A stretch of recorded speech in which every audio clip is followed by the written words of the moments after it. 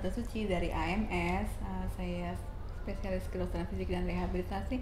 Kali ini saya akan cerita tentang apa sih kasus yang sangat bagi saya selama saya praktek sebagai dokter rehab ini kasus yang paling menantang untuk ibu hamil dan yang bisa saya temui.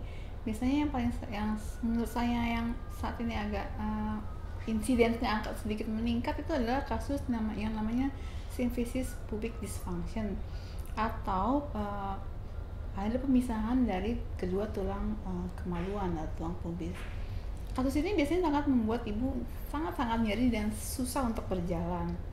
Nah, biasanya kami dari dokter rehab ini kami akan memberikan tata laksana obat-obatan yang minimal karena ibu-ibu hamil juga sangat dipertimbangkan dengan penggunaan obat-obatan, dan kami akan melakukan terapi lebih banyak dengan terapi manual, kemudian memberikan terapi fisik, misalkan kita memberikan kinesia tapping atau kita melakukan latihan penguatan otot dasar panggul dan latihan penguatan otot belakang tubuh. Nah, untuk latihan otot dasar panggul, kami akan menggunakan beberapa alat yang dapat mengukur kekuatan otot dasar panggul ibu tersebut. Kemudian juga melatih, kita juga bisa melihat apakah kontraksi otot dasar panggul ibu benar atau tidak dengan alat tersebut yang kita sebut dengan surface EMG biofeedback, dan kita juga bisa melihat langsung dengan dilakukan USG. Kemudian kasus-kasus lain yang selama saya tanganin sebagai dokter rehab ini yaitu kasus, contohnya pada kasus cedera multiple atau misalnya pada kasus stroke dengan gangguan bicara bahasa, pasiennya tidak bisa bicara, kemudian atau pasien dengan gangguan menelan. Kalau dia makan mungkin dia bisa menelan, tapi kalau misalnya dia minum dia selalu tersedak. Atau gangguan stroke dengan gangguan jalan, pasti jalannya akan pincang. Nah, itu dari awal semenjak dia terdiagnosis kami akan melakukan tata laksana dari awal. Misalkan kita lakukan pencegahan supaya dia jalannya tidak miring sebelah atau jalannya tidak pengkor sebelah.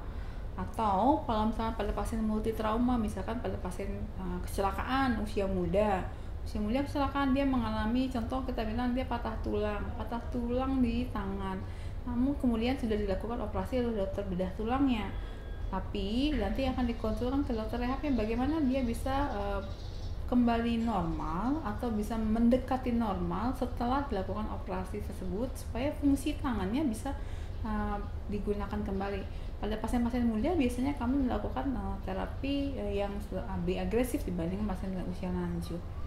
Satu hal lagi yang sangat menarik selama ini saya temui bahwa lebih banyak ibu-ibu atau perempuan biasanya sih yang merasa bahwa kalau misalkan kita tidak bisa menahan berkemih atau dalam kata lain dibilang beser, itu masih oke-oke aja. Sebenarnya pada sepanjang kehamilan, kalau misalkan ibu atau calon ibu atau ibu yang sudah biasanya ibu-ibu yang sudah mau menopause tuh sudah biasa lah beser, itu hal yang normal. Padahal hal beser itu bisa dilakukan tata laksana terapi sehingga ibu tidak perlu beser lagi. Nah, terapi yang bisa dilakukan kita lakukan dengan surface EMG biofeedback dan latihan. Nah, latihan ini kita ajarkan dan kita dampingi pasien tersebut untuk latihan.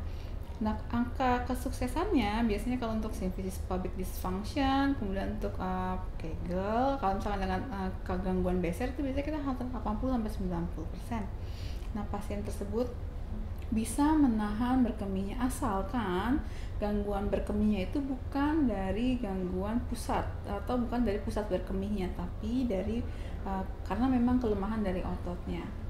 Hal yang menarik lagi adalah bahwa dengan latihan Kegel, sebenarnya bapak-bapaknya juga bisa mendapatkan manfaat dengan Kegel pada bapak-bapak yang mengalami disfungsi ereksi non hormonal, jadi tidak mampu mempertahankan ereksi tapi tidak ada gangguan hormon, bahwa bapak-bapak tersebut juga bisa latihan dengan latihan Kegel akan meningkatkan fungsi atau meningkatkan kemampuan untuk ereksinya. Hal ini nih sudah dilakukan penelitian oleh beberapa teman sejawat, dan hal itu juga dilakukan di Indonesia, bahwa dengan latihan Kegel bisa membuat ibu untuk bisa menahan berkemih atau lebih kalau kita bilang kontinen. Kemudian bapak-bapak juga misalkan bisa meningkatkan performa seksualnya.